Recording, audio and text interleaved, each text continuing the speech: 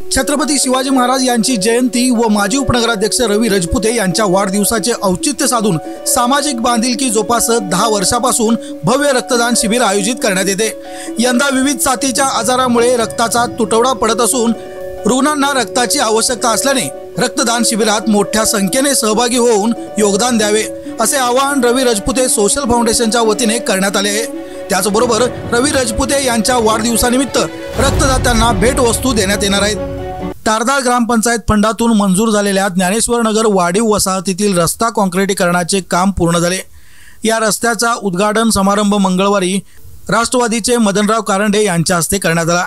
या वाढीव भागातील रस्त्याचा प्रश्न गंभीर होता, यासाठी ग्रामपंचायत निधी उपलब्ध करून या भागातील काँक्रिटीकरण करण्याचे काम पूर्ण झाले आहे।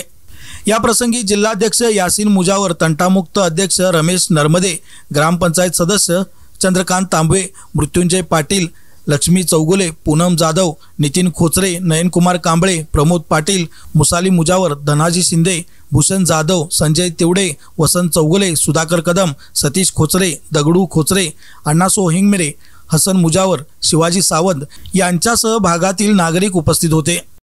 इचलकरंजी बातमीपत्रात आपले स्वागत। पाहुयात सविस्तर वृत्तांत।